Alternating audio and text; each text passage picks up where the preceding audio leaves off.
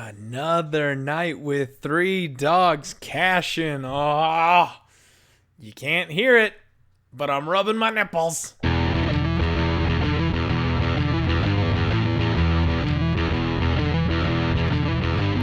Woo! Ladies and gentlemen, welcome back to the Die Hard MMA podcast. I'm your host, as always, Clint McLean. And this week we are breaking out the sombreros. We are headed to Mexico City, baby. Coming off of another winner, bouncing back from our 2 bad weeks in a row. We have put together 2 winning weeks in a row, and the hype train is back. We are back on it. I am on my bullshit. We're ready to get this thing going. I couldn't be more excited. Damn, MMA is awesome, and you know what? It's just so much more fun when you're winning. I mean, seriously, we all love sports, but damn, are they fun when you're putting money on them and actually cashing out on top. So much more entertaining than when you're pissing away money. It's hard to appreciate the fights when you lose. So once again, we had a fight night that was one of those ones, just not a whole lot of name value, but there was a ton of action. I gotta tell you, this was such a fun card. I fully enjoyed this card, and it was one that there was so much action. I loved it. Okay, I'm going to stop doing that. We got to get to the recap because we have got a whole lot to talk about tonight. So first things first, let's recap last week. UFC Cerrone versus Gaethje. Let's start at the bottom.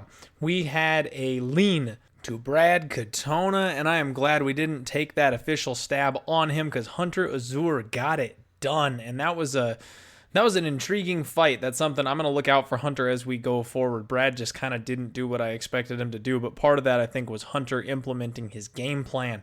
Another bullet we dodged was bantamweight Cole Smith. I really thought the Cole train was going to get it done, and Miles Johns came through, and he kept his undefeated record intact. So we started off the night by dodging some bullets. My leans were just off. They were not cashing, and for some reason I didn't expand the UFC fight card summary page here, so I'm starting in the middle of the prelims. My bad, y'all. Going all the way back down to the beginning. We didn't have a whole lot at the start of this thing. I did lean to Luis Smolka, and I'm really happy to see him get the win. That was an awesome fight, a great performance by him, and he shut McDonald down. That is one that, in hindsight, seeing how dominantly he won the fight, we don't want to base our regrets and our decisions as to whether or not we should have made a bet on hindsight value in a spot kind of like this, but I do wish that I had taken the shot on Smolka. I'm a believer in Smolka. I'm a fan of Smolka, and I really did believe that he was going to get it done, but I was too scared to pull the trigger. He obviously has turned a corner in his personal life, and it's showing in the way that he is taking care of people in the octagon. The way he dispatched a McDonald was insanely impressive. So next thing, props to Chaz Skelly. That was another one. I had a slight lean to Skelly, but I didn't have a good feel on that fight. So no harm, no foul. They're missing out on that one. But again, props to him. He really showed up in that fight. Now we're caught up. Now we're in the right place. But I'm going to jump to the, into the prelims here for our first bet. Augusto Sakai getting it done in under a minute. 59 seconds was all it took for us to fade Marcin Tybura, and we cashed our very first pick of the evening, plus 106 on Sakai. That felt good. I thought it was going to take him longer. I actually thought he might win by decision, picking Tybura apart over the course of 15 minutes, but wow, didn't even take a minute to put him down. Sakai is the real deal, and Tybura more than likely is getting his walking papers after this one. Now, the next fight hurt me.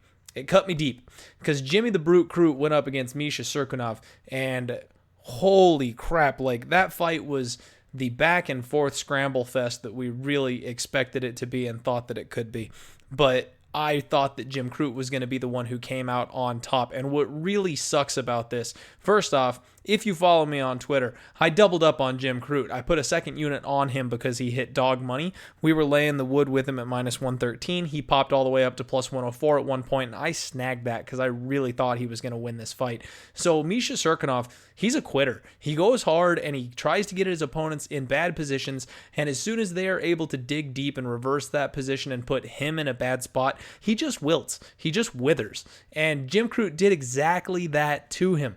Now, Misha was underneath Jim Crute. He was not protecting himself. Crute was pounding on him, and the referee was just a sheer split second from stepping in and stopping that fight. And I mean a split second. When they go back and they show the slow-mo replay of Serkinov pulling the reversal, you can see the referee take his step towards the fighters. He was literally in the process of intervening. He was coming forward with his hands out. He was ready to wave the fight off. And then Misha Serkinov grabbed Jim Crute's ankle and got the sweep.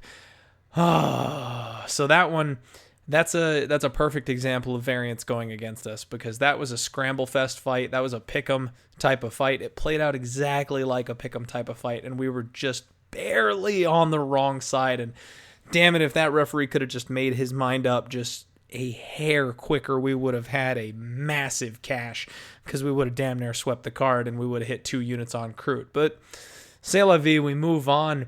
One tweet bites me in the ass, but the other one, oh baby, I may have been alone on a mountain betting Uriah Hall. And I told you all on the podcast that it was too wide of a line and they were disrespecting the skill set of my man Hall. He got up to plus 225, and I am a man of my word. I pulled that trigger. I took that number, and he came through beautifully. Now, I know there's people, I can hear the keyboards clicking away already that Hall shouldn't have won that fight, but you need to go back and you need to rewatch that fight, and you also need to understand how the scoring in MMA has changed if you don't think that Hall won that fight, because it is striking, aggression, grappling, and octagon control in that order is how the judges grade things.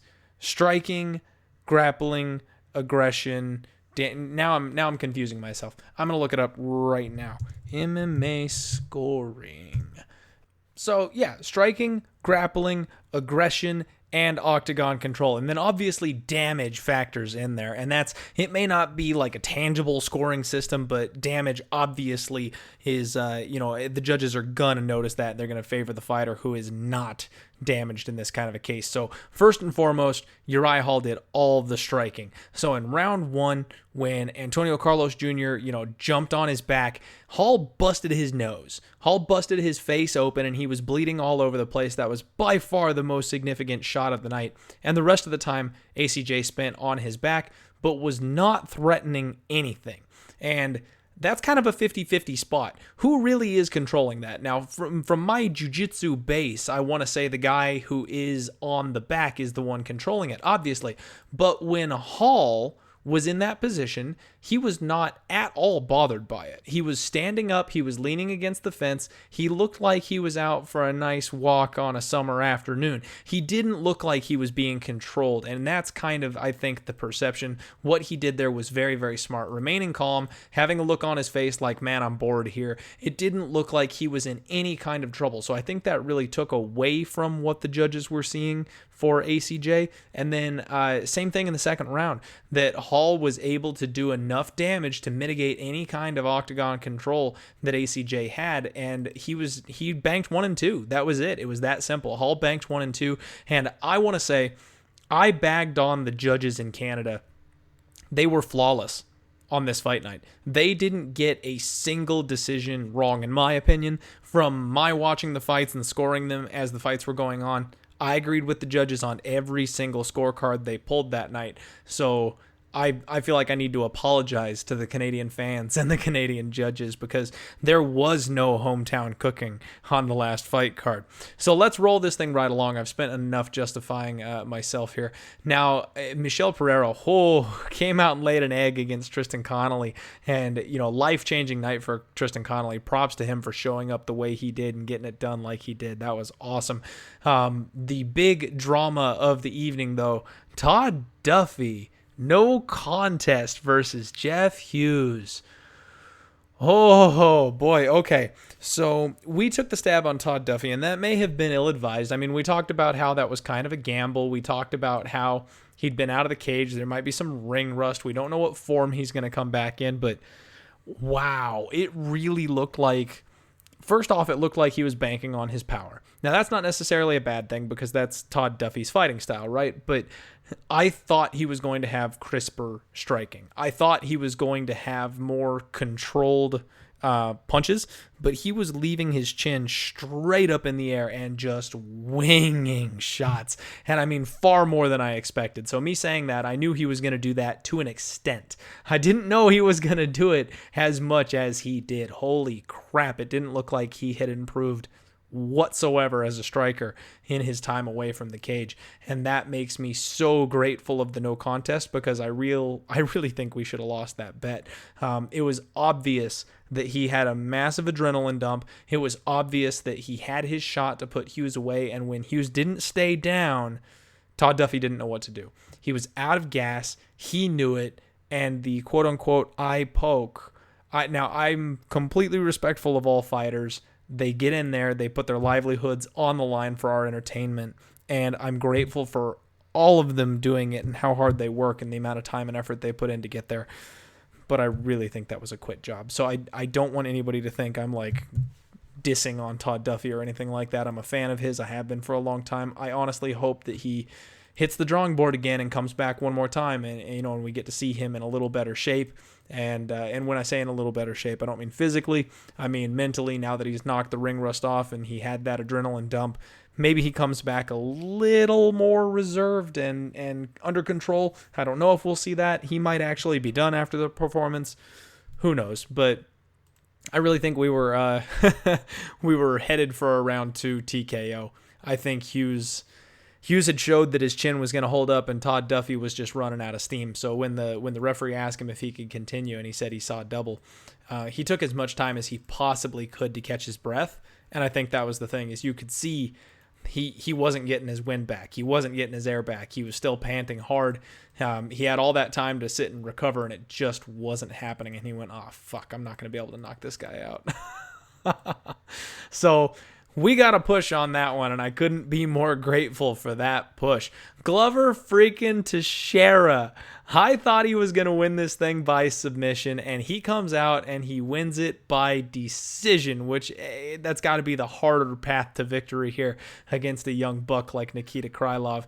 I am so happy for Glover Teixeira. He is staring the Grim Reaper down, and the Grim Reaper blinked first. Holy crap, this guy can bang. And I said that might be the last time I bet on him. We'll see who they match him up with next.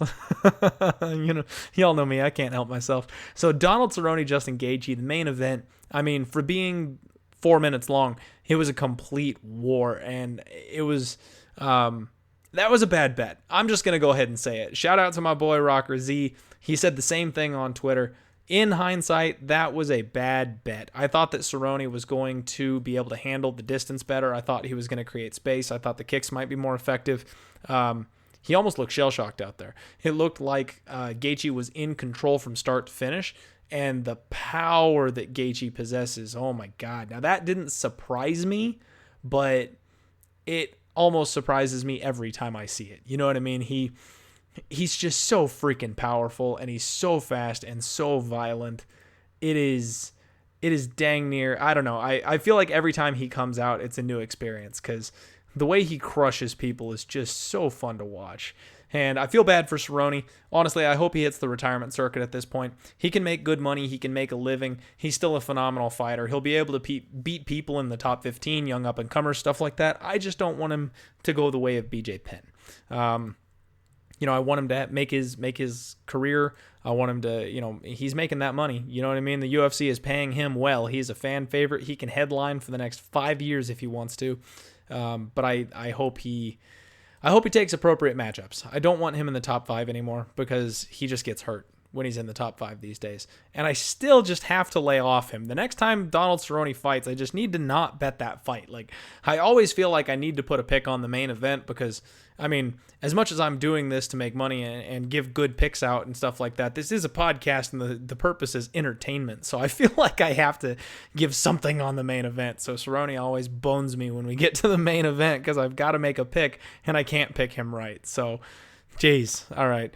That one cost us. We end up posting a small winner for the night, though. The double up on Kroot got completely wiped clean, and then some by Uriah Hall coming through hard for us. We went 3-3-1 for a plus 1.18 units, and we are inching ever closer to freaking Mount Olympus, man. That 30 unit mark that I'm trying to get over and stay over. We're close again. We're at 28.72 units. Another damn good night. And here is where I want to give my little spiel. Tips and donations are always appreciated, especially when we put these winning nights together and we're giving out good picks and information. And you know what? What the hell? Even if you just think the show is fun and entertaining. I'm not a professional sports bettor, so your tips and your donations go a long way for me. And thank you very much to all of you who do that. It means the absolute world to me. And I do have to give a little shout out here to my man, Josh Goodman.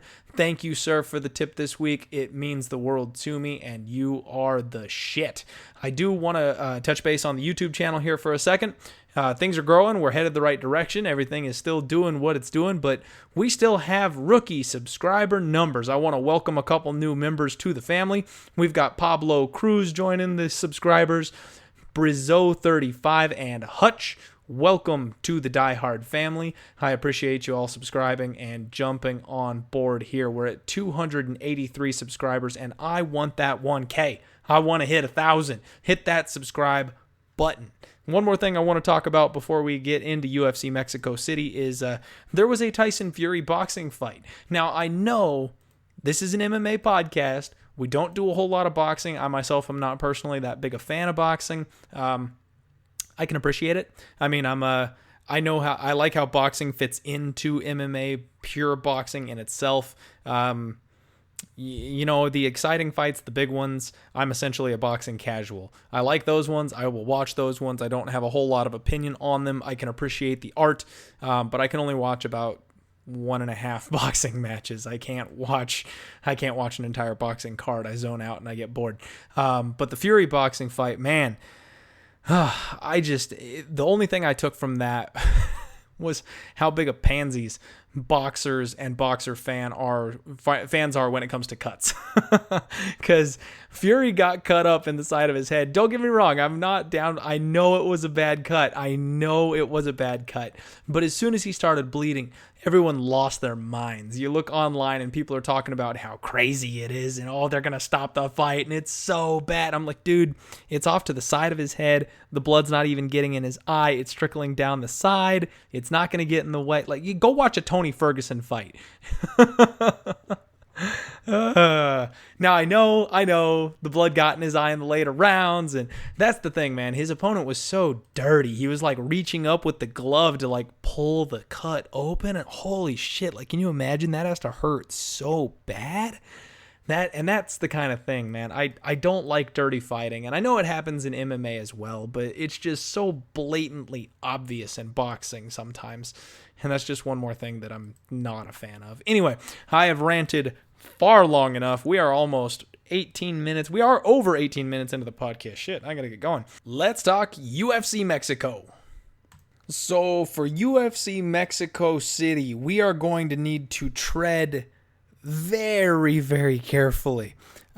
We are looking at a card right now that is going to force us to break some rules. And the reason for that is because this card is essentially a dumpster fire. So there are some fun fights. There are some exciting fighters. And these matchups, it's almost like it's like the garbage can card. They're like, one of you is getting your walking papers and the other of you can stay in the UFC. Most of these cards, it's people coming off of losses. It's people with multiple losses. It's fighters that are on our do not bet list for cardio, IQ, what have you. All of those people are on this card. So we might make some questionable picks simply because we've got a trash can versus a trash can. And we're going to have to find a way to make some money this weekend because you know me, there's no way I can pass on an entire card. I've got a couple spots I'm eyeballing here that I think I like.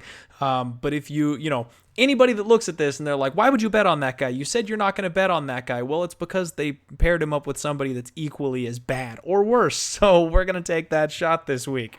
And that's just how it is. The first fight of the night, we've got Claudio Puelles versus Marco Rosa Moreno. Now, Claudio is 8-2-0. Marcos, the comeback, is 6-5. And that's exactly what I'm talking about. We got a dumpster fire right off the bat.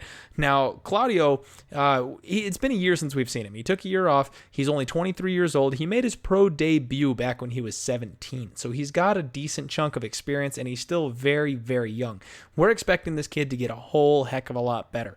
He circles well. He's got good movement. He uses kicks really well. He goes to the body. He goes to the legs. And he has a really great single leg takedowns. Now, he lost his UFC debut. It was on the Ultimate Fighter Griffin versus Liddell season. He lost his UFC debut for the TUF title. So he made it all the way to the end of the tournament there. Now, if he does get taken down, he's aggressive off of his back. He attacks with submissions basically constantly, but he does struggle on the feet. When he does get hurt on the feet, though, he's actually pretty intelligent about recovering and taking care of himself while he's damaged. He's 5'11" with a 72-inch reach.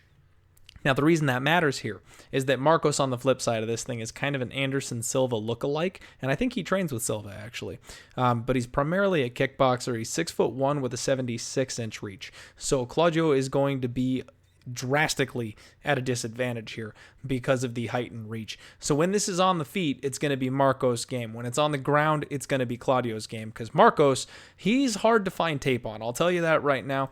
But the little tape that you can find is him getting taken down and him getting mounted. He has no wrestling defense. He has no grappling defense. And he has no intelligence whatsoever when it comes to basically stopping passes. He lets people into mount every damn time. He's got super long legs, and they're going to be ripe for kicking and catching for Claudio. And 3 of his 5 losses on his record are by submission.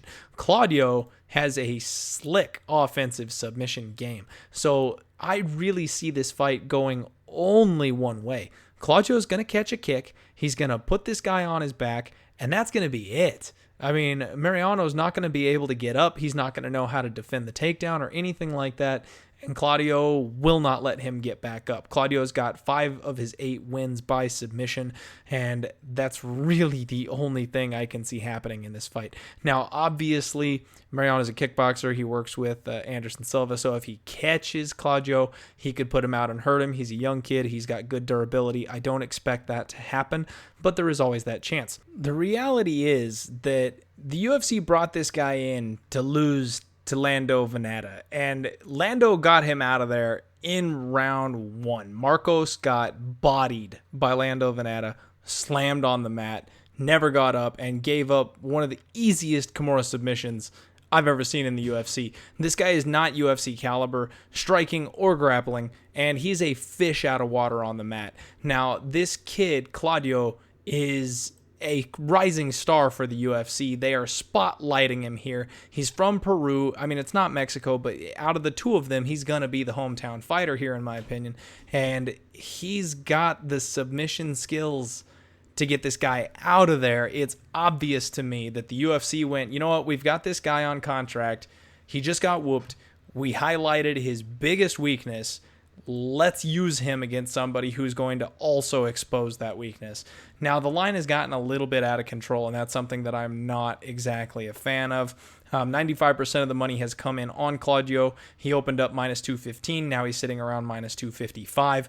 But we are not worried about that. I'm going to use this kid in a parlay because I like free money, and Marcos ain't going to do shit. Next up, we've got a women's bantamweight fight, the first of 4. There is women's MMA all over this card, and yours truly loves that because I have been on fire in women's MMA. I've been sharp as shit when it comes to women's MMA fights. I'm not meaning to pat myself on the back too much right now, but I have seriously had a massive read on women fights right now, so I'm looking forward to this card because I think that's where we're going to find some value. 4-3, Sijara Eubanks takes on Bethe Correia, who is 10-4-1. And this fight is one that I find incredibly intriguing. So Sijara Eubanks was making the cut down to 125, and it basically almost killed her. She beat my girl Roxanne Modafferi, and then she had to go up to 135, and waiting for her at 135 was Aspen freaking Ladd, and that was a rematch of the fight with Aspen Ladd back in 2017. Now, Aspen Ladd won the unanimous decision earlier this year, but it was a back and forth fight, and in the first round, Sijara was getting work done. And you know what? She is such a tank. She's so physically strong and imposing. She threw Aspen Ladd around in round one, and that's not something that you see happen a whole lot. She's powerful. She's got explosive takedowns, and she likes to, when she gets like back control, she likes to lift women up off of their feet and then just crush them to the ground. Now, it was something she wasn't quite able to pull off against Ladd because she's got nice long legs and has good balance, but it works and it will work on lesser fighters. She's got super heavy top control. She's a Brazilian Jiu-Jitsu black belt, and she actually has heavy hands. One thing we need to remember here, Mexico City is known for its elevation.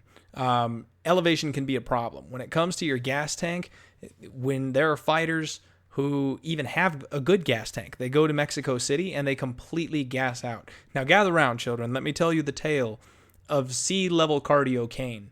Cain Velasquez was the most dominant heavyweight we had ever seen, and he lost his belt to Fabricio Verdum, and he gassed out in the first round like the biggest amateur fighter you have ever seen because he didn't know about the elevation, and none of us knew about the elevation. So that's not a knock on Cain. I love the guy, and he was a phenomenal fighter, and he's an even better luchador these days. But it was the first time we really had our eyes open to exactly what Mexico City looked like, because a guy who had cardio for days was completely helpless in Mexico City.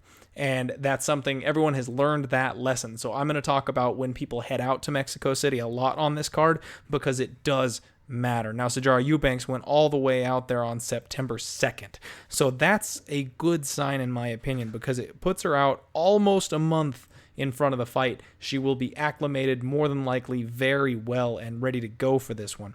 Now, Sijara Eubanks is 5'4". She's got a 67-inch reach. She outputs 4.64 significant strikes per second. She absorbs 3.24 significant strikes per minute.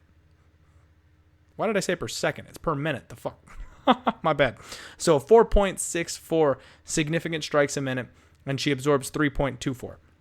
So that's a decent differential of a little over one strike per minute. So she's hitting her opponents more often than they are hitting her. Now, she also averages 2.33 takedowns a minute and has a 53% takedown accuracy rating. That's not bad at all. Considering she's a black belt, how physically strong she is, that's a very good thing. Now, Bethe Correia, she's slow, she's plodding, she's actually got really predictable basic striking in my opinion, and I've seen that she doesn't exactly have the best gas tank, and that's something that we need to keep in mind here. In Brazilian Jiu-Jitsu, she's only a blue belt. Now, she did go out a little earlier. She went out last month on the 31st, so she's got just a couple days on Sijara as far as getting acclimated out there to the altitude. So that's good. And Bethe, I mean, I have questions about her cardio to begin with. She's really durable, and that's kind of her thing, is she relies on her toughness. She's only won one fight in her last 6. She had a draw with Mariano Renault, and she had a split decision win over Jessica Ai. But besides that, she's lost to basically everybody. Now, the names have been decent. She lost to a prime Ronda Rousey in 2015. She lost to Raquel Pennington, who I've got serious respect for. Now, in 2017, she lost by third-round devastating kick KO to Holly Holm, and that was one... I think I bet Holly Holm inside the distance. That was before the podcast, obviously, but I think I had Holly Holm in that fight. And yes, because I was on the edge of my seat going, crap, I'm not going to get this bet. I thought Holly Holm would slice and dice Bethe up. And it took her until the third round before she decided to get serious. It really upset me because it looked like Bethe had won rounds 1 and 2, and she was going to beat Holly Holm. I was really pissed off. So Holly takes a couple years off, and she comes back against Irene Aldana, and I was just not impressed. I didn't think she looked good against Irene whatsoever. Now, I know Irene is kind of the new breed, and she was on a bit of a roll before Raquel Pennington derailed her, but Bethe is 36 years old, and we talk about that 40-year-old age where we get to the point of, we're probably not going to bet on that fighter anymore. It's well documented that I think that women hit that a little bit earlier, especially when you're not an elite fighter. So a 36-year-old female fighter, that's kind of the point where I start counting you as a 40-year-old man. Not to be rude, that came off wrong. You know what I mean? That's kind of the benchmark there. Now, if you're talking about somebody like, Amanda Nunes, one of the GOATs, one of the women who we've seen walk through hell and back like a Raquel Pennington, I'm not as worried about it with them because they've gotten to a certain level. But someone like Bethe, she got thrown into a title shot against Ronda Rousey because she talked a whole bunch of shit and she KO'd a bunch of bums on the regional scene. I mean, she didn't belong in that fight in the first place, and she has never been an elite fighter, not even when she was in her prime. So now that she's on the backslide of her career, going up against a woman like Sijara Eubanks is 34 years old, so she's not a young spring chicken herself, but she's late to the MMA game. She's just getting her ball rolling, and the reason she beat Roxanne Modafferi is because she's so physically imposing. And this is another one like the Roxana fight where that's Bethe's MO. The only thing Bethe has going for her is her toughness and is her ability to out-tough her opponent, and that obviously hasn't been working for her taking a look at her record, and it's not going to work this weekend. I think that Sijara is going to ragdoll Bethe Correia, and when this thing hits the ground, I think Eubanks is going to TKO or submit her. I actually think that this fight ends inside the distance. Now, if it doesn't, I fully expect Sijara to be in control and be in top position the entire time.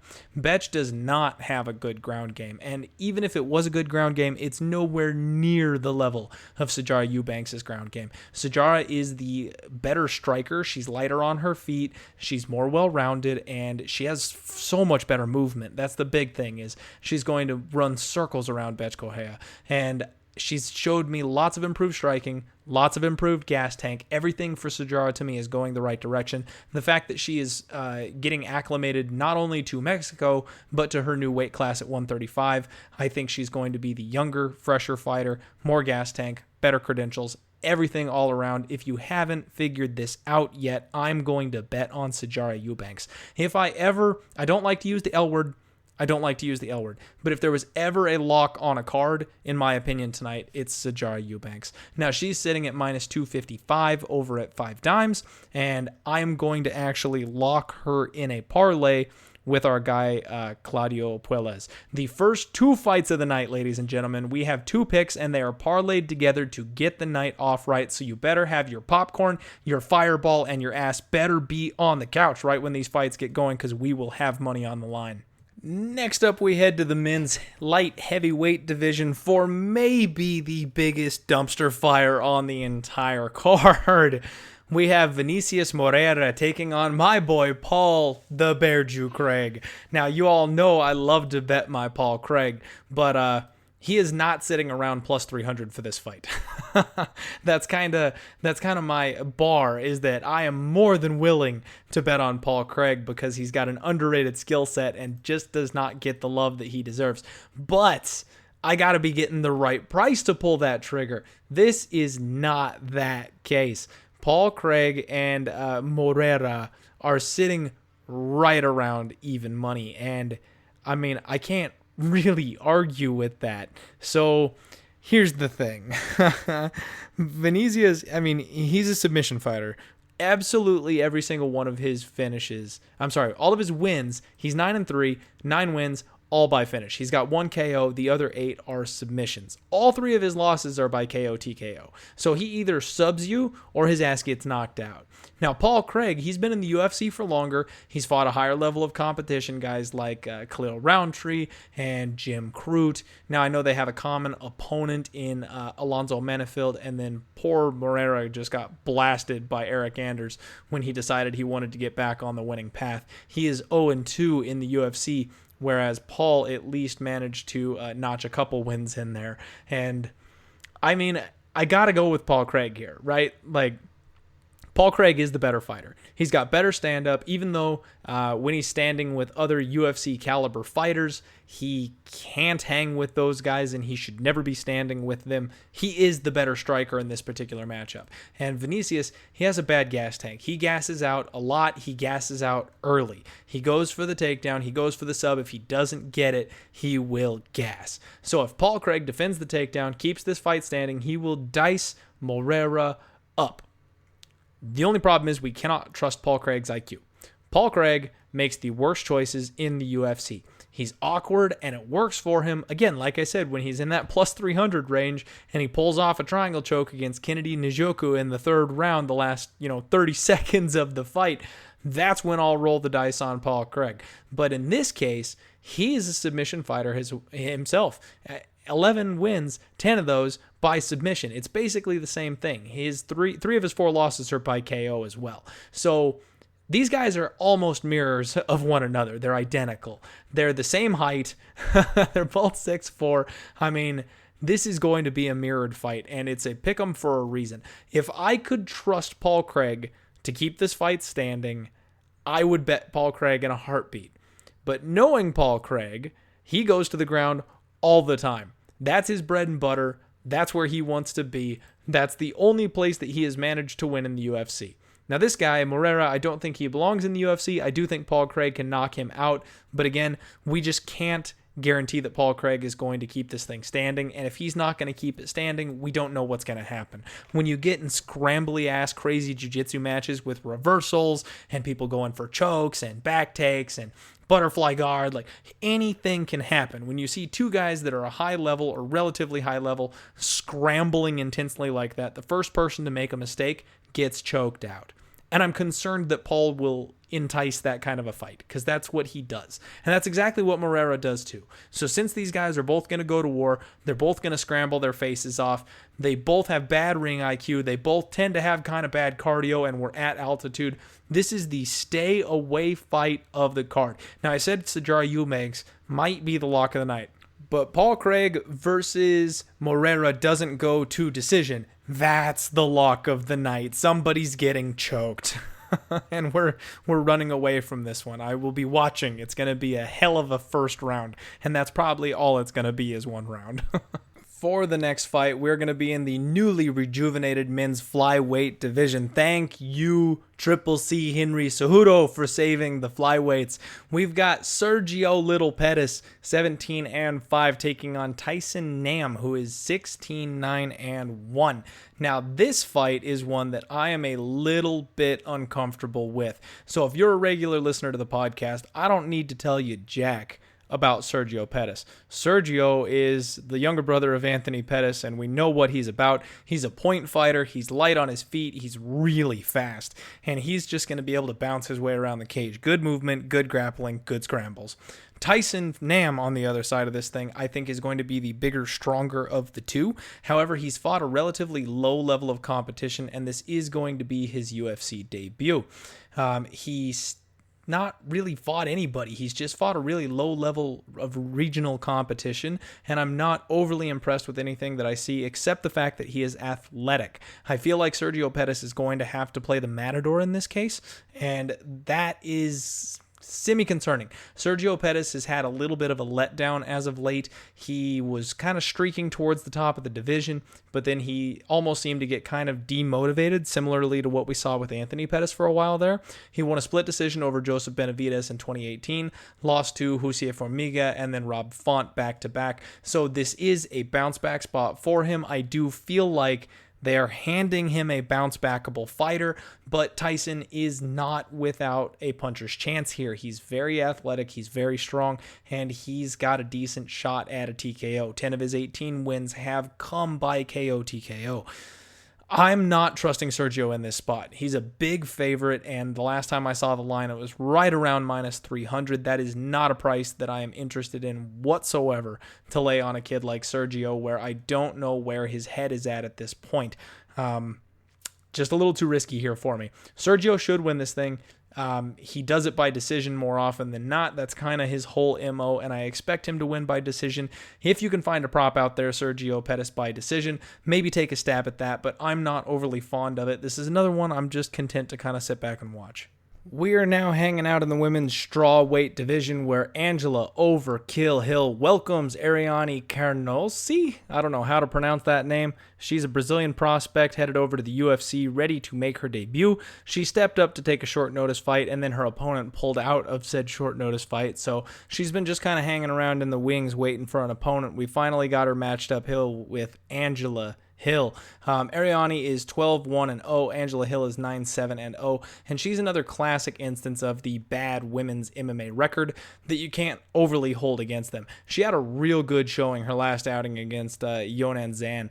And Yan is one of those women's fighters that I'm super high on. And Hill actually looked like she might be able to pull that win off a couple different times in that fight. She had some really shiny moments there. Ariane, let's start with her. She's got heavy hands. She's a classic Brazilian brawler type. She makes good use of leg kicks, and she appears to be really physically strong. She has fought a lot of regional low-level bum type fighters, but it looks like she's taking the right steps up in competition. Her last couple of opponents didn't look half bad. Now she's translating over to the UFC. I think they're taking her career path is kind of taking the appropriate direction that I would expect to see it go. Now, she does keep her hands a little bit low. I think she does that to kind of invite people in for striking battles because she thinks that she can hit harder than they do, which is probably true. Chick's got some arms on her. You should see the size of these things. She's got pythons. Like, she is ripped and thick as hell in her upper body.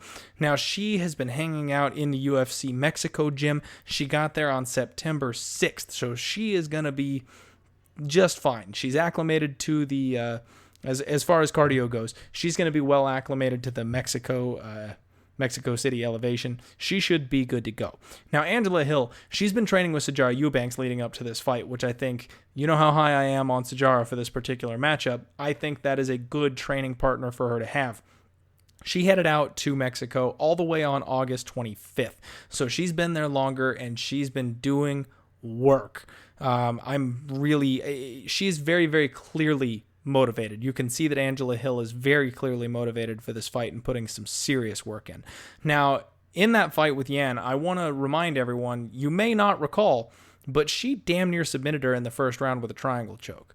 Hill doesn't have any submissions on her record at this point, I don't believe. And, oh no, she's got 2 actually. All right, my bad. UFC submissions. She doesn't have any UFC submissions, and she almost locked her first one up against a really highly touted prospect in her last fight. Even though she's 34 years old, I do think that she's improving. Now, she's got improved striking. The thing is, she's been fighting really, really closely with her opponents. She's insanely athletic, and she's very durable. She's also got that wrestling in her back pocket. This is a fight that I'm very, very interested to see because I would want to lean to Ariane. She's 26 years old, and she just looks like a complete beast.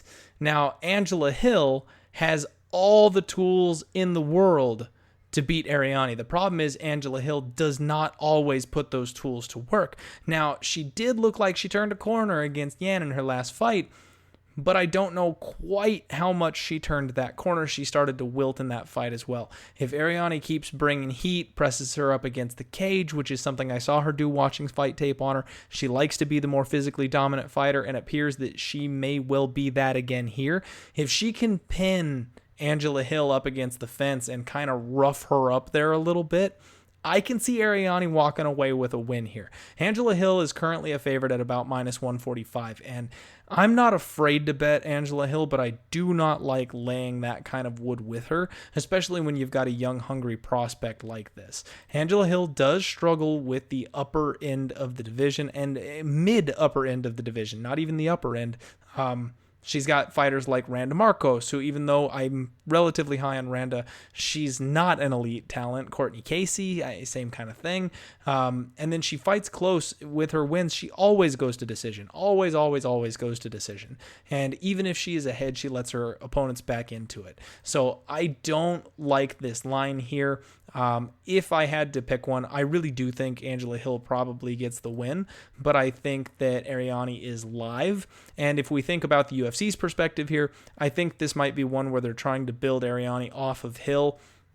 You've got a really young prospect coming out of Brazil who's only got one loss on her record, taking on Angela Hill, who is getting to that women's 40-year-old, at about 34 years old. She's not going to be around forever at this point. She's already getting older, so there's a decent chance the UFC is looking for Ariane to get one over Hill and kind of springboard to the next level of her career. If people keep betting Hill, they may force me to bet on Ariane, because I think that this is a relatively close, relatively damn near almost pick'em fight, honestly. It kind of just depends on who's able to implement their game plan. While Angela Hill is athletic, I think Ariane is going to be stronger, and if Ariane can keep it standing, I think the clinch game, I'm going to have to nod to Ariane just ever so slightly in that one. In the pure wrestling game, I would give that to Angela Hill. So it's all about whose game plan really gets implemented here. You can get plus 125 on Ariane. I don't think that's quite enough. I'm not that confident on her. But like I said, if money keeps coming in on Hill, keep an eye out on Twitter, folks. At Die MMA Pod. Give me a follow. All right, now we got men's featherweight. Marco Polo Reyes taking on Kyle the Monster Nelson. Marco Reyes is 8-6-0, with Kyle Nelson being 12-3-0. And this is one of the ones I'm talking about where we're going to break a couple of rules. First and foremost, shout out to my guy at MMA Kelton. Give the man a follow. He knows his shit. Me and him discussed this fight, and I am leaning with him on this one. I had an early lean to Kyle Nelson, but after talking with my boy Kelton, it just nail in the coffin. I've got to do it. So let's start out with the stats. Marco Polo is 5'11 with a 71-inch reach. He tends to put out 6.09 significant strikes per minute. Why do I keep saying second? Jeez. He's got a 30% striking accuracy. He absorbs 5.45 significant strikes a minute. And he has 0% takedown accuracy, 0% takedown offense. He doesn't shoot takedowns. And he's only got 38% takedown defense. That's the main stat that I want you to remember. Now, Kyle Nelson matches him equally, 5'11 at 71-inch reach. Kyle Nelson tends to have, he gets outpaced by his opponents. He does have more significant strikes absorbed than he has output. But that's because he's only been in the UFC for 2 fights, and he fought Matt Sales and Diego freaking Ferreira. Now, his UFC debut was against Diego Ferreira, and he showed up for that fight. Round 1 was 90% Kyle Nelson. And then he had an adrenaline dump, and you could see everything just kind of wilt off of him. He was in complete control of that fight until he had that big energy dump. And as soon as he had that big energy dump, Diego did what Diego does, and he started taking over.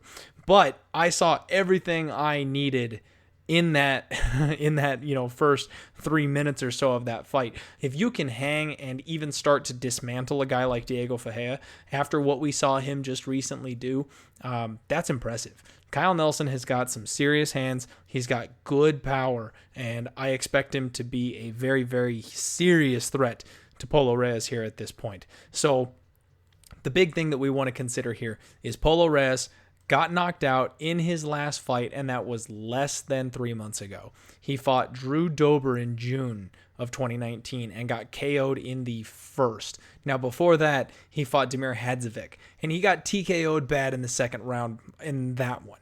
Now, bounce back, it's, his 4th fight was against James Bick all the way back in 2017, but he got TKO'd there. So 3 of his last 4 UFC fights have all come by brutal, vicious KO loss. I know the one was in 2017, so we don't want to put as much weight on that, but he's already been KO'd stiff twice in 2019, and he's making a quick turnaround. I don't know what to do with this one. I mean, I know what I'm going to do with this one. I don't know what to do with him. I don't know what to do with this fighter. How do you let your guy do this? If he's got a manager, unless they've agreed that he's out to make as much money as the UFC will give him as quickly as possible because he's retiring, this is just a bad idea. Now, he's 8-6. He was never necessarily UFC talent to begin with. He throws heat. That's basically it. He throws heavies, but he doesn't have a whole lot of a ground game either, and his chin is completely busted. Now, Kyle Nelson has a bit of a cardio issue. Like I said, he had that huge dump against Diego Ferreira, and that's something that we want to be concerned with, especially going up at altitude in Mexico City. But I don't think we're going to need to worry about that. So this fight is not getting out of the first round. I think Kyle Nelson is going to be blasting Marco Polo Reyes in this fight. And I think he gets it done early. Reyes is shot. He's completely shot. And the heat that Kyle Nelson came with against a better fighter in someone like... who did I say? Diego Ferreira. Sorry, lost my train of thought there for a second. The kind of heat that he brought against Diego Ferreira, that was something else. Not only that, but Marco Polo Reyes is cutting down to 145 pounds for the first time.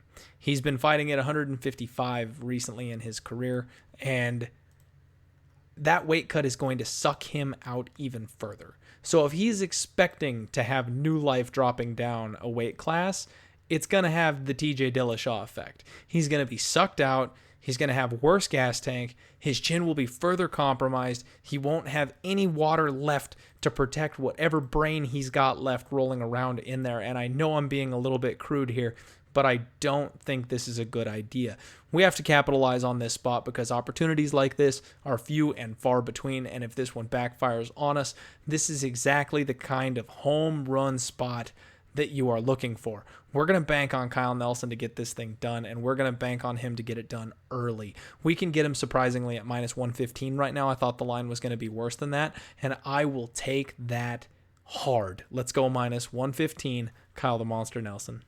All right, we're moving up a notch to men's bantamweight where José Alberto Quiñónez Teco is taking on Carlos Huachin. José is 7-3-0. Carlos is 10-4-1. And will be making his UFC debut. Now, Teco has been in the UFC for a couple fights, and that's something that we need to make note of because that 5 or 6 fights that he's had in the UFC, even if he hasn't fought the most severe level of talent the UFC has to offer, that time in the octagon matters. Now, he's going to be the UFC veteran in this spot, whereas Carlos is going to be his debut. There will be jitters, there will be adrenaline, and you never know how that's going to turn out. A lot of really promising fighters drop their UFC debut because of the nerves and because of the adrenaline dump. So Teco, he's got super cardio, man. He's got great cardio, and that's kind of the biggest thing that I like about him. He fights very, very well at range. He manages the distance well. He works the body. He's constantly moving, so it makes it real hard for people to catch him and hit him. He catches kicks well. He's got good clinch work. He's got good knees. When he gets his opponents up against the fence, he's got great cage control and pressure when he's got them against the fence. And then when it hits the mat, he's solid on the ground. And when he takes their back, he's got excellent back control. Now he's 5'8", he's got a 69-inch reach, he outputs 3.38 significant strikes per minute, and he absorbs 2.49, so almost a 1 strike per minute differential there, and he averages 2.77 takedowns per minute, or per 15 minutes, I apologize. So almost a takedown per round. He's got a 46% takedown accuracy rating and a 50% takedown defense rating.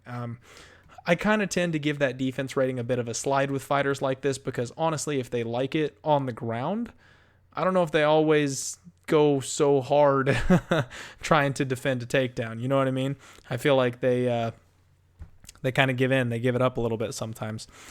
Now, Carlos Huachin on the other side of this thing, he's 23 years old, and I'm sorry. I completely missed the fact that he's made his debut already. He lost to Ani Barcelos, and he lost by TKO, but that's Ani Barcelos. Like, we're big on Ani Barcelos. Let's call this his UFC debut. We'll pretend that one didn't happen.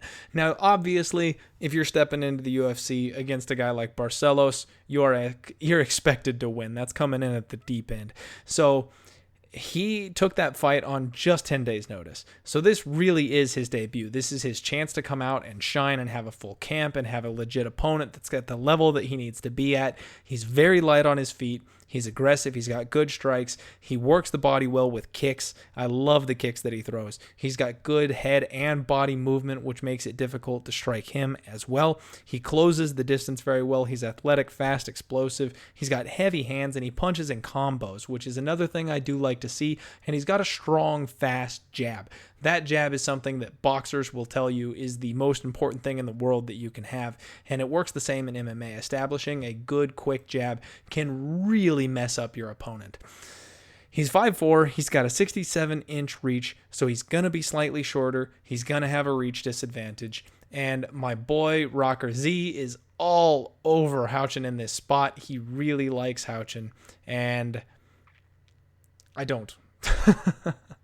There's no other way for me to put it. So Quiñónez opened up as a minus 245 favorite, which is ridiculous. I do think that he should be the favorite here, but minus 245 is ridiculous. 51% of the money has come in on Huachin, which that's some severe, serious money because he got driven from plus 175 all the way down to plus 120. So in my opinion, any value that Carlos Huachin would have had has been beaten out of him. Now, if you think he's going to straight win the fight, obviously, then you'll find value at plus 120 or plus 125. I don't. I think it's hairier than that. Honestly, I see José Quiñónez implementing his wrestling in this case, and I don't think that Carlos will be able to hold up against it. Teco is a cardio machine, and I just don't see Huachin being able to shut the lights off. Teco has only got one loss by KO, and that was back against Davi Ramos in 2013, which, I mean, come on, it's Davi Ramos, and that was before he got into the UFC. Like, yikes. How, yeah. You're not going to have any shame on you getting knocked out by a beast like Davi Ramos. Now, he did get subbed out by Nathaniel Wood. I don't think that's something that we have to be concerned with here. I do think he's going to be the better grappler.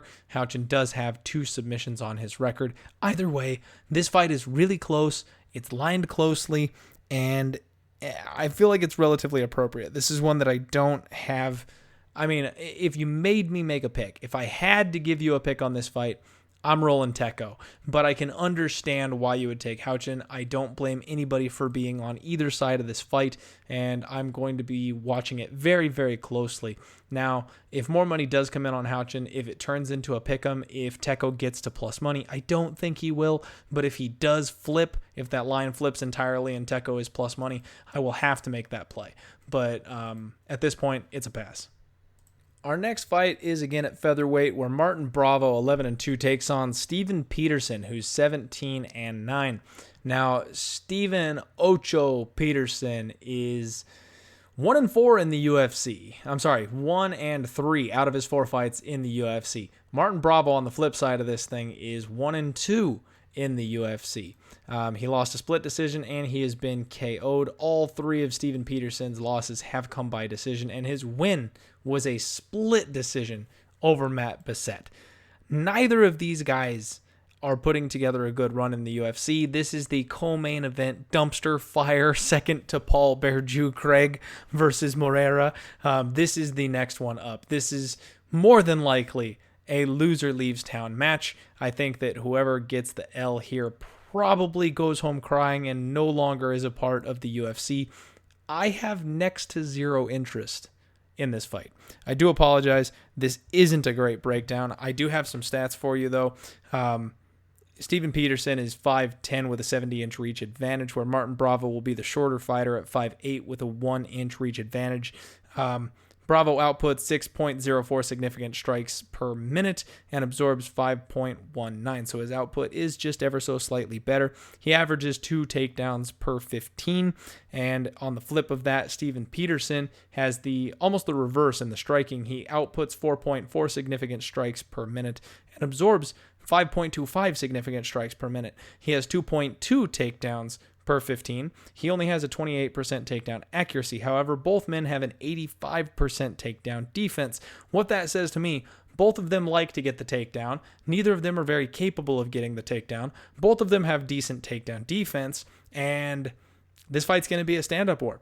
I mean, neither of these guys have the ability to get the other one to the ground because both of their takedown defenses appear relatively solid.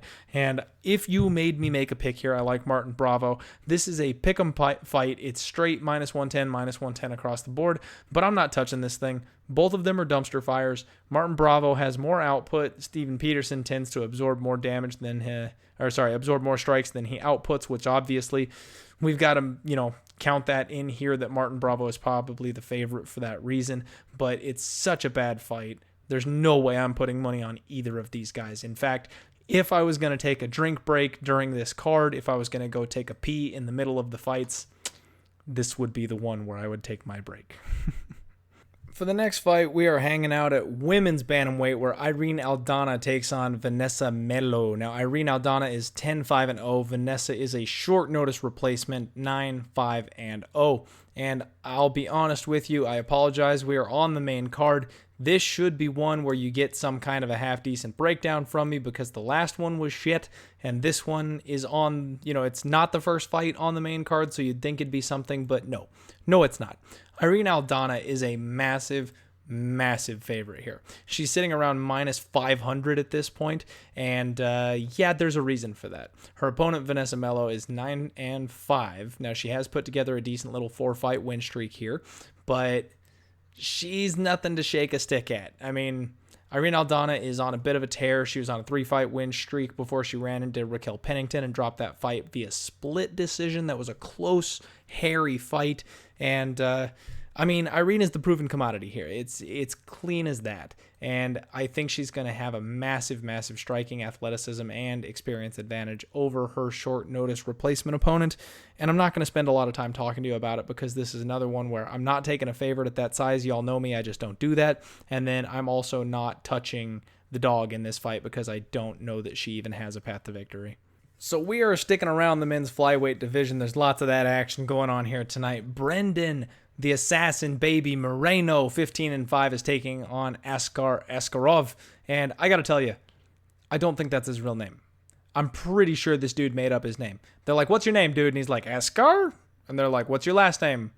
Askarov.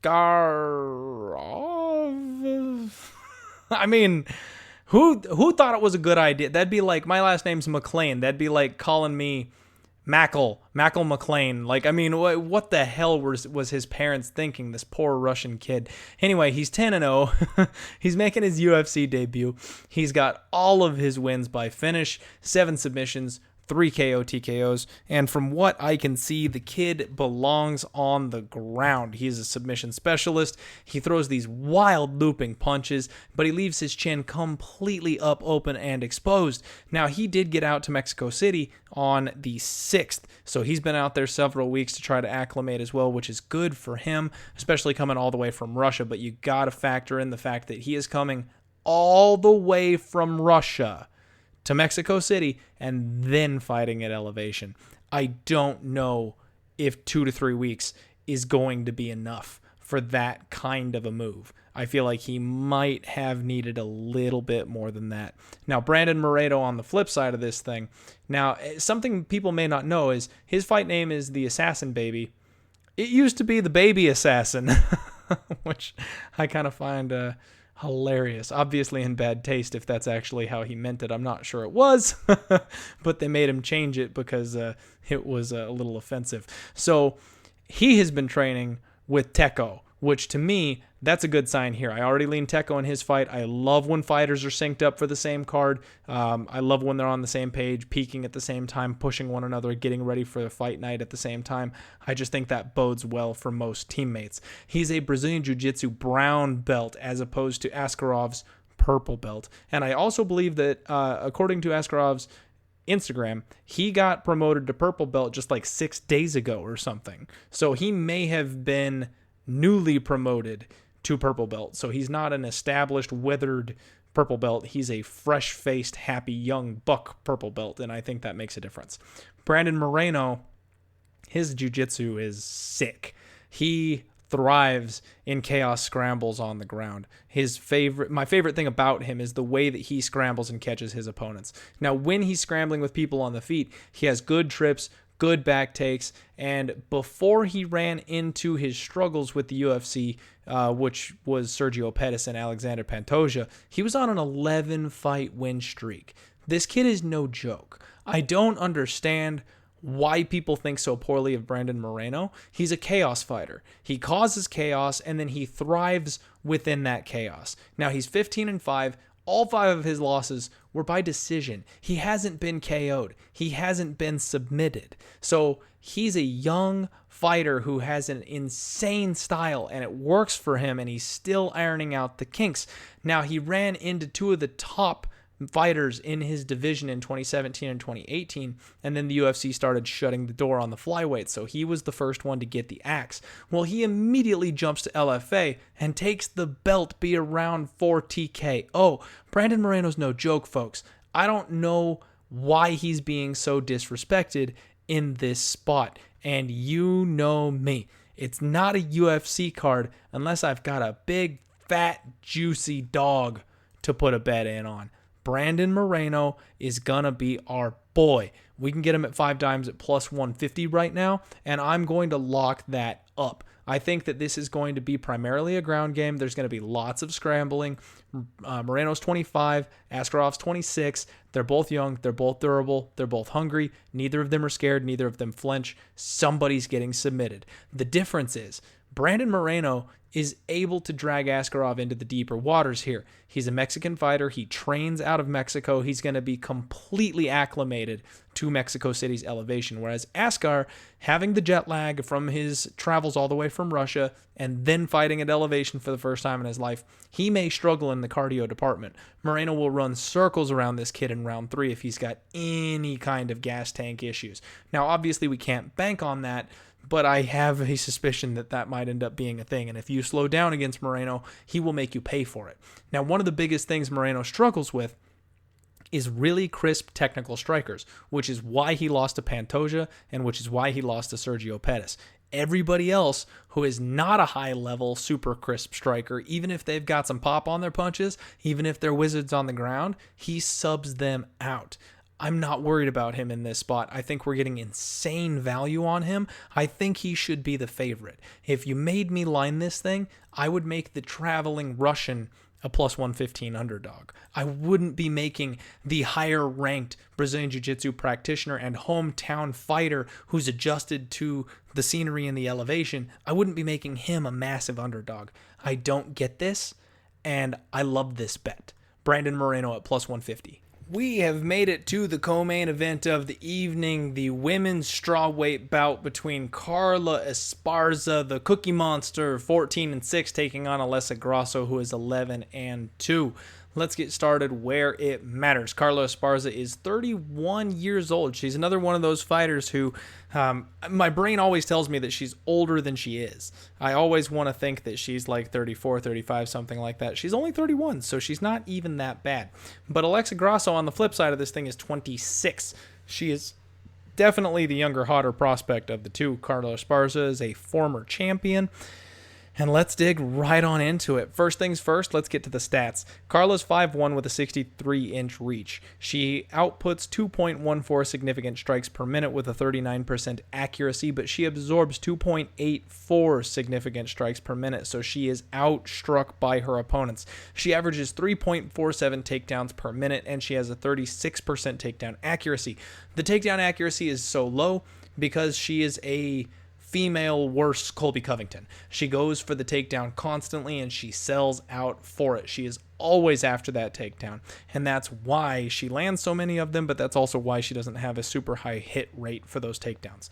Now, on the flip side of this, Alessa Grasso, she's 5'5", so she's going to be taller, and she's got a 2-inch reach advantage. She has a 66-inch reach. She outputs 5.79 significant strikes per minute, and she only absorbs 3.78 significant strikes per minute. So she not only outputs way more, I mean, that's 2 full strikes per minute. She's got a 41% striking accuracy and a 65% striking defense. Now, she only averages 0.24 takedowns per 15 minutes. She doesn't really tend to go for takedowns, but she has a 63% takedown defense, which is pretty good. Carla Esparza has been training for this fight over at Big Bear. Now, the thought's nice. The thought's good that she's training up at Big Bear, but I do want to point this out. Big Bear's elevation is 6,752 feet above sea level. Mexico City is 7,382 feet above sea level. It's still an over 500-foot difference. I mean, you can't match Mexico City. You just can't. Now, her training in a situation like that, leading up to this fight, obviously it's good that she's getting more higher altitude training for longer. I mean, that's never a bad thing, right? She did head out to Mexico on the 8th, so she's going out a couple of weeks early, and that's also a good thing. Now, the biggest issue that I've got with Carla Esparza is that lately in her career, she seems to have an aversion to getting punched in the face. I blame Joanna Jędrzejczyk for that. Back in 2015, when she lost her title to Joanna and began the reign of Joanna champion as we knew it for the next couple of years, Carla Esparza was her first big stage victim. Carla Esparza had been on a run. She submitted Rose Namajunas before that. I mean, she was kind of the first big deal in this weight class. In fact, I do believe she was the first champion of this weight class. Since then, she's had a spotty run. She's been alternating wins and losses. She came off a split decision loss to Claudia Gadelha, which I totally personally believe that she won. And then she got TKO'd badly by Tatiana Suarez after getting ragdolled by her for a full 3 rounds. Now, we all know what kind of a prospect Tatiana Suarez is, so there's not a whole lot of shame in that, but that beating came in just 2018. She got a bounce back spot against Verna Dadoba. I can't pronounce that last name. Dandirdoba. Jeez.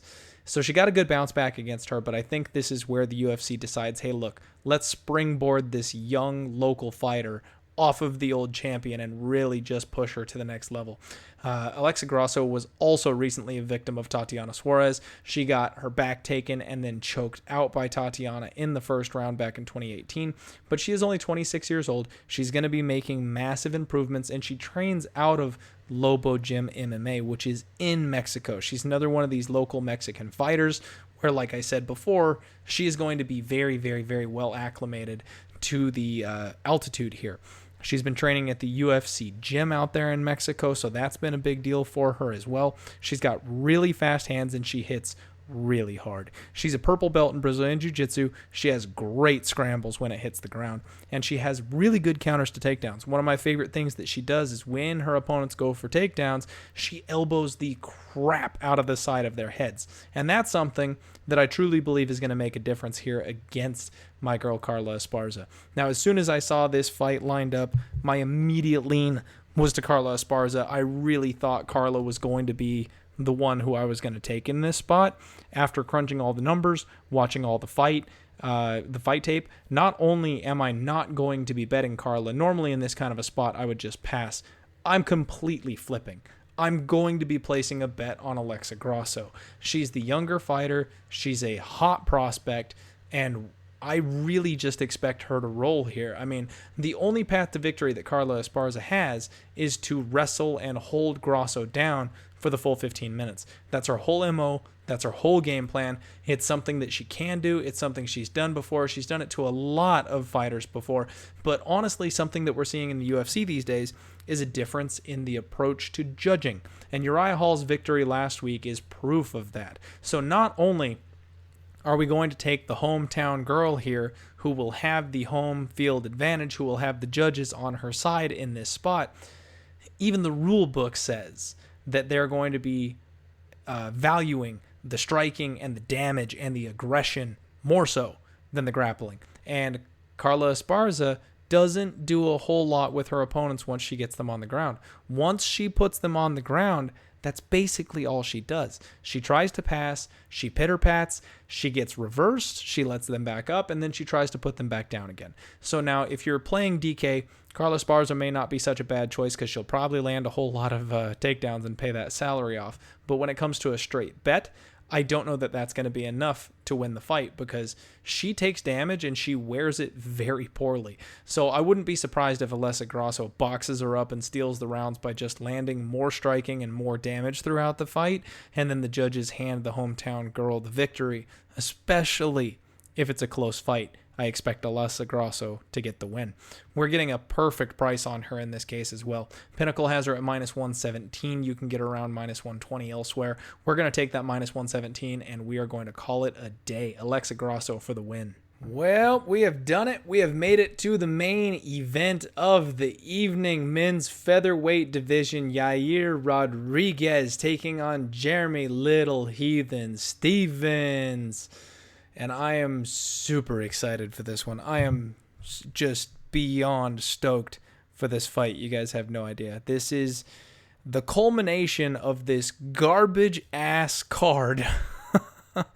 It all comes to a head, and we get this glorious matchup between Yair Rodriguez and Jeremy Stevens. This is a fight. It's worthy of a headliner. It's worthy of a card. Like, I wish it had a better card below it. I think we have some good spots for betting, but this card I don't think is worthy of the headliner. This is one where casuals may not tune in until the last 2 or 3 fights because it's that kind of a spot, but everyone must see this fight, especially after Yair's last fight, and honestly, after Stevens' last couple fights as well. So let's start with the stats, shall we?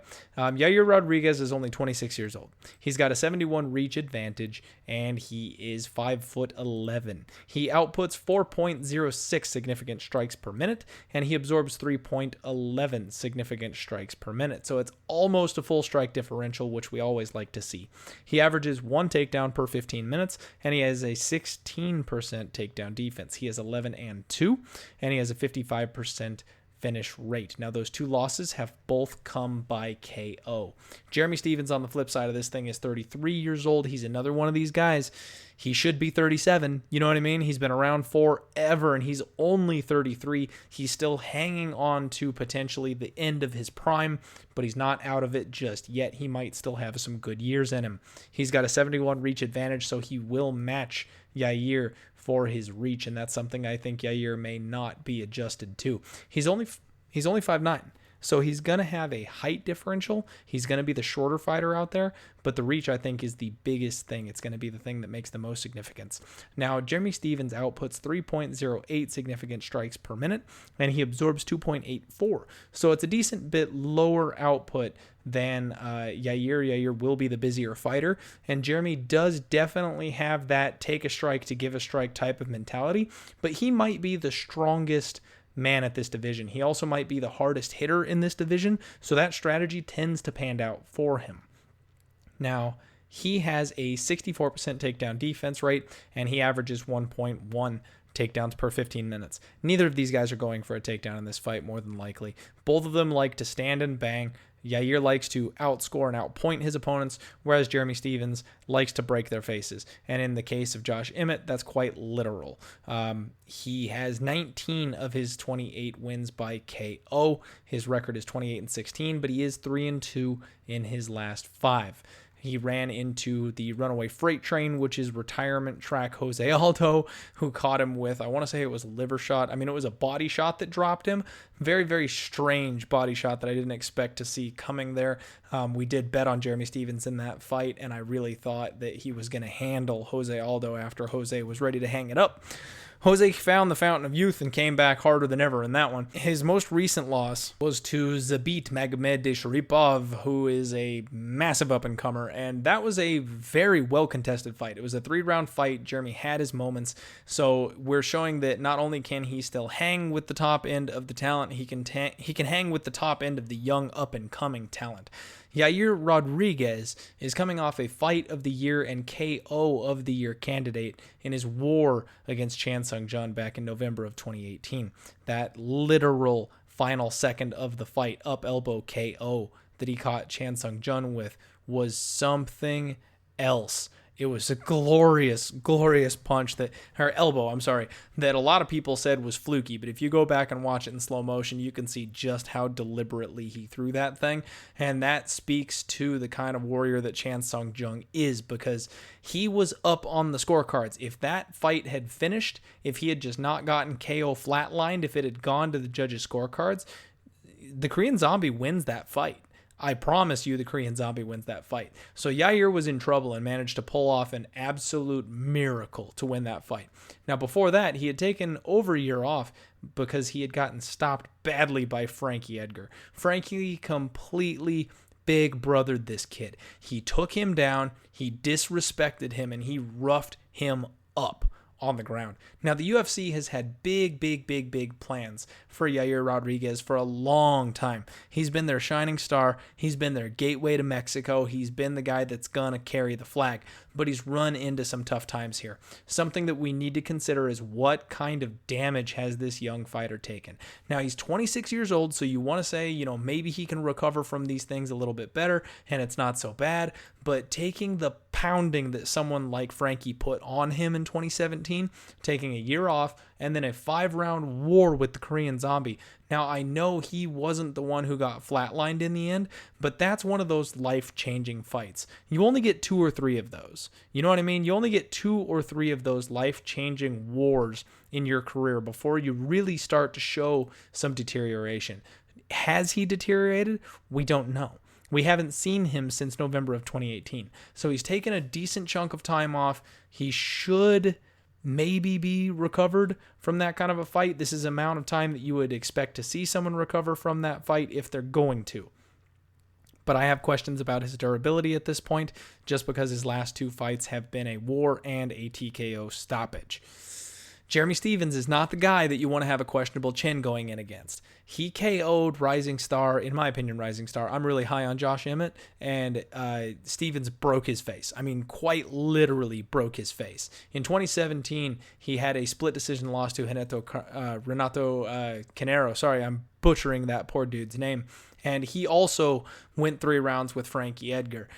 He had a total destruction of Gilbert Melendez and Du Ho Choi. I mean, he's fought the who's who of everybody in his division. He's going to be the elder statesman here. And one thing that I think we really need to factor in here is Jeremy Stephens decided to take it back to the drawing board. At 33 years old, he has decided that he's still able to make adjustments and improve. He hooked up with Tony freaking Ferguson to train for Yair Rodriguez. You could not find a better training partner for Yair Rodriguez than Tony Ferguson. He was on Ariel Helwani's show, and he was talking about how Tony taught him so many things, and he was so blatantly, frustratingly honest with the guy. He basically told Jeremy Stephens that his footwork is crap, and that it's something that he needs to work on.